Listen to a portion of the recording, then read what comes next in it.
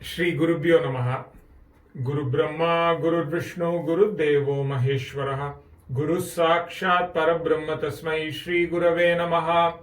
Kalaye Sundarakaram Sadaika Priyadarshanam. Ajnana Nashakam Devam Sadgurum Muralidharam. Yasya Smarana Matrena Jikhvayam Vardate Swayam. Mahamantra Stambhajami Muralidhara Deshikam.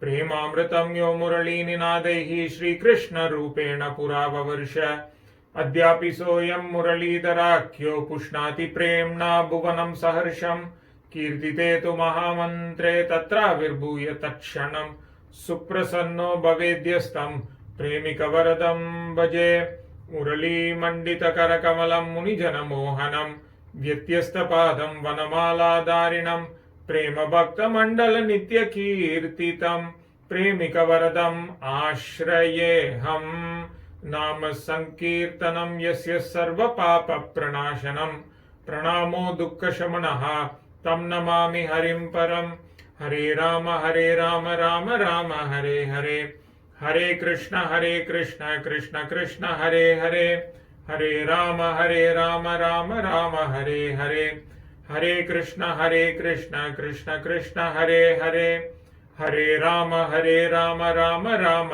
Hare Hare Hare Krishna Krishna Krishna Hare Hare सद्गुरुनाथ महाराज की जय. Greetings friends, welcome to another session of Answers and Beyond.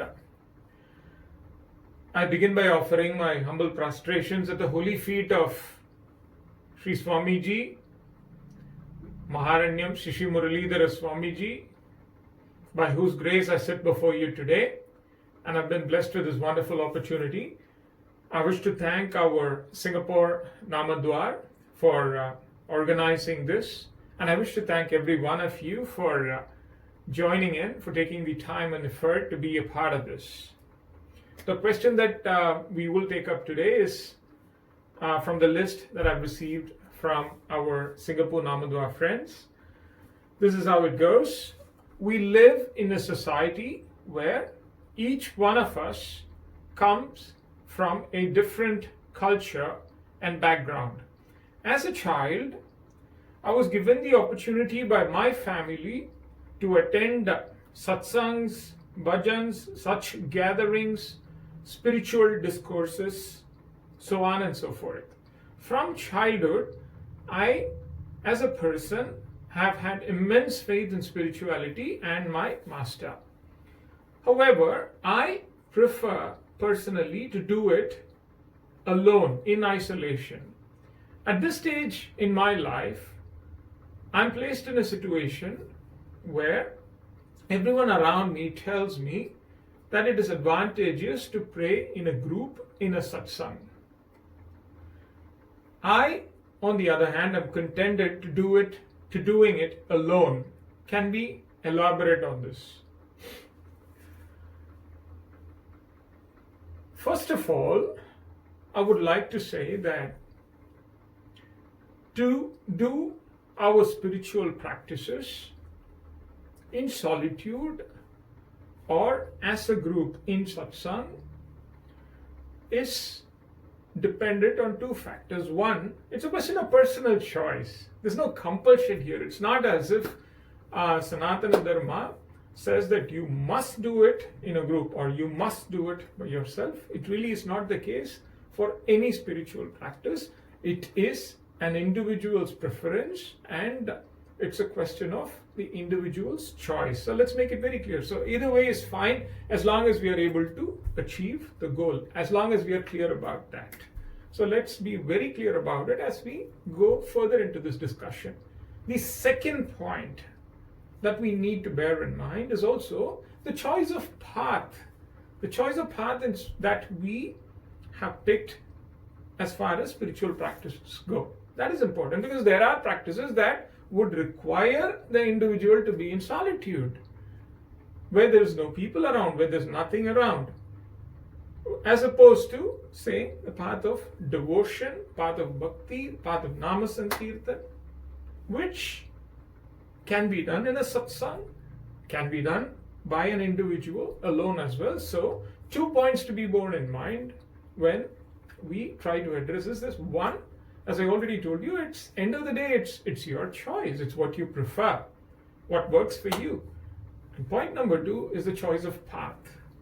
So we will look at this from the point of view of the path of devotion, the path of bhakti. We will look at it from that perspective. Before we enter into this discussion, we need to clearly understand the meaning of satsang. Guru Maharaj would very beautifully put it. What is satsang? Is it membership in a group of people? Is it like an association or say a club in which I have joined, where I get to say that I have this badge and I'm wearing this ID card that says I'm part of it, I subscribe to it, or I'm a member on account of the fact that I pay a membership fee? That really is not what satsang is. Satsang, the exact meaning of the word in Sanskritam would be to be in the sangam of Sat, meaning the company of Sat, or automatically would mean being away from Asat. That's really the simplest way to put it. And what is Sat? The essence. Sat, simply put, is God, or the holy feet of God, or the self, or to be in that situation or company that ever keeps us in thoughts and contemplation about God, self, or God's holy feet, or to be in the company of Mahatmas who have realized God, who have realized the self, who are ever thinking about God, to be in that company, or to be in the company of true seekers, genuine bhaktas, devotees of such Mahatmas, such Mahapurushas, or Bhagwan, who would ever remind us about God, about His glory, and would help us to remain surrounded by those thoughts all the time. That is satsang, the company of Sat. Asat is the exact opposite. I need not even elaborate that. Just as how we already reiterated that it is a question of individual's choice, let us look at the advantages of being in a group like that. To give a very contemporary example, something that all of us can relate to. Let's say that I'm preparing for an examination. Very seriously, because this examination is very important to me. And then I'm surrounded by people, say in the house, who have other things in mind. There's somebody that's watching a movie. There's somebody that's playing. There's somebody who's having all the fun. I have visitors at home and they're all enjoying their time. And I'm in that situation trying to put all my focus, but I'm unable to. This may not be the case for everybody. There might still be those students who are able to lock themselves in that situation and still maintain that focus. But I'm talking about some of us who may not be able to. What would I prefer?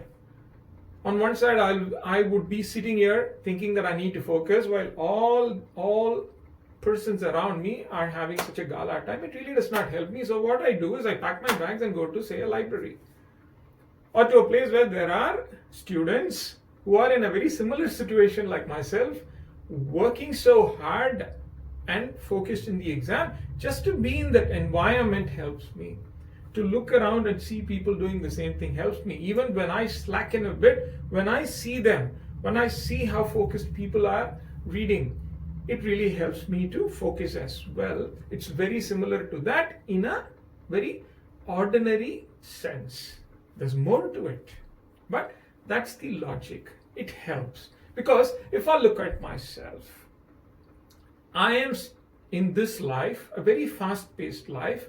I have my work that I have to attend to. I have all these responsibilities to fulfill throughout the week. And it's something that never ends. It's like waves that keep coming at me in the ocean. And it's a continuous process. And I have to do all of this. I have to do the balancing act. And I also have to find the time to focus on spirituality. And in that situation, the company of being in that situation where there's the company of like-minded souls, it really helps. It helps me to focus. So that is one way to look at it, the importance or the advantage of being in a group which is looking at the same goal. It certainly helps. And there's a certain practical convenience to it. I will give you another example to better understand this. Swamiji would always say that how do you contract an infectious disease? I'm sorry I'm quoting an example like this at a time when all of us are in the middle of this coronavirus pandemic, but let's just take this example to understand just that point. How does it happen? It happens when there is an infected person, and then in some way or the other, I go into some sort of a proximity to that person. Then it's a contagious disease, so I contract it from that person. That's how it works. If I don't want to contract it, I need to stay away. I need to distance myself. That is the whole basis of how infectious diseases work, isn't it? In order to contract, there would have to be contact, in other words. That is exactly how this works as well, but at a different level. Let me tell you how. I'm sure most of us have read about the great Mahatma Gurudev, Sri Ramakrishna Paramahamsa, a Yugavatar, one who incarnated into this world to show us the path to reach God, and lived not very long ago. And in the life history of that Mahatma, we will find any number of situations where Sri Ramakrishna Paramahamsa would be crying for God. This is something that we will find often, crying inconsolably for God. Somebody like myself, immediately a question comes. Okay, on one side, the Mahapurusha himself asserts that it is that God that came as Sri Rama, and Sri Krishna has now come in this form as Ramakrishna. It is that God that has taken this human form. And then we find that he is crying for God. It's like God is crying for God. An ordinary person like myself crying for God, I understand, because I don't know what it is. I'm yet to get there. I've not even taken the first step. But why would he, who is that supreme, would cry for God? It's like I'm crying for my own self, if I may put it that way very crudely. This is a question that would come to somebody like myself who does not at that stage understand these concepts. It is Guru Maharaj who gives clarity to such things. Very beautifully he would say how to make sense of it. He would say in his discourses, if someone says, I'm suffering from a splitting headache, it's killing me, I understand why. Because at some point in my life, I've had such a splitting headache. So I understand to some extent how it feels. It's easy for me to relate to the suffering that that person is undergoing, because headache is not something that's visible. There's another man that's jumping in joy because he won a huge prize, say a lottery. He won $1 million. Joy is not something that I can see with my eyes, but I understand how he feels, because I have been in positions in my life in the past where I have won something. So I know how it feels, and I know why he is elated. I understand headache. I understand his elation. Why? Because I have experienced it. But when we read the lives of Mahatmas, when we read the Mahapuranas, the scriptures that say that bhakti is about having that love, that unconditional love for God. When it's sung, Kadalagi Kasindu Kannir Malgi, shedding the tears of love for God, I don't understand it at all. I'm talking about a commoner like myself. I'm not talking about the great ones, the Mahatmas, who know what it means to love God, loving God for the sake of that love, nothing else, unconditional. I don't understand that crying for God. Friends, there is a huge difference between crying for God and crying before God. They are two very different things. What I do is crying before God, thinking of my miseries, my problems, my challenges. If you were a person that was standing next to me while I'm standing in the temple and crying, you may think that, oh my God, what a great bhakta. He's shedding tears standing before Bhagwan here. But I know that I'm crying not for God, but I'm crying thinking of my problems. It is fine to do that. It is absolutely fine to do that. After all, He's the one that needs to protect me. But that is not crying for God. It does not qualify the definition of that unconditional love for God that Mahatmas are talking about. That's all I'm saying. It's very different. And what our scriptures speak of, and what we see in the lives of somebody like Chaitanya Mahaprabhu, somebody like Ramakrishna Paramahamsa, and all the great ones, is crying for God. For God and for God alone, nothing else. And how will I do it? How will I even understand a bit of it? Headache and winning a lottery, I understand, but how will I understand this? The only way I can understand this is if that God Himself incarnates into this world and demonstrates what it is to cry unconditionally with that love for God. That's the only way I can understand it, and that clearly explains why somebody like Sri Ramakrishna Paramahamsa was ever crying for God. Somebody like Chaitanya Mahaprabhu could not bear that separation and was crying for God. And when I come into the company of somebody in that state, or the company of a bhakta of that Mahapurusha, or somehow if I come into that satsang, that circle, like the infection, the contagious infection that I contract by going inside, that's a negative thing. In this case, by going into the company of such a Mahapurusha, such a Mahatma, such a Mahabhakta, such a great devotee who knows how to cry for God, that infection also comes into me a little bit, maybe a tiny spark. It just ignites somewhere, and that is the only way I can understand. And this is the purpose of satsang, being in the group of such like-minded bhaktas. It is going to help, it is going to motivate us, it would motivate our sadhana, and that is the advantage of being in a group as opposed to doing it alone. But while I say that, Swamiji would also say that one needs to clearly understand the purpose of satsang, the definition of satsang. He would say in Tamil that என்கிட்ட இருக்கிறதே ஒரு 10%, நான் போகக்கூடிய ஒரு இடம் அந்த 10% பக்தியை 1% ஆக்கிடும் அப்படின்னா அதுக்கு பேரு சத்சங்கம் இல்ல, அதுல இருந்து விலகி இருக்க வேண்டியது அப்படி சொல்வார்.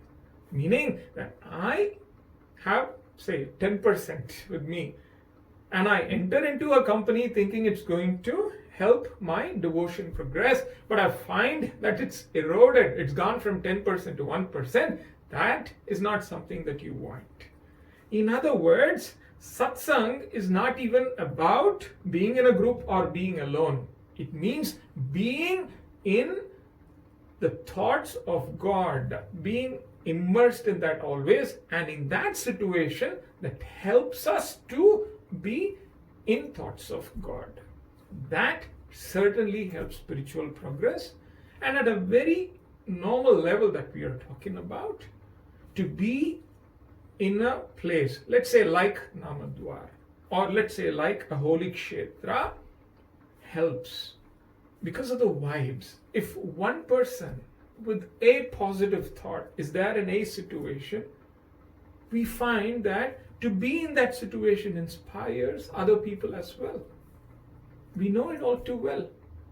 Imagine if there's many people that congregate in a particular place with that faith in that God, and they're crying their hearts out because they believe in the existence of that divinity in that place. That place, there's Nama chant going on all the time, there's Satsang happening all the time, and the only thing that happens there is thoughts of God, singing the glory of God, talks about God.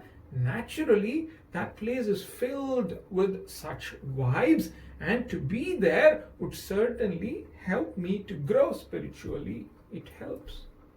Being in that physical place also helps. It's undeniable.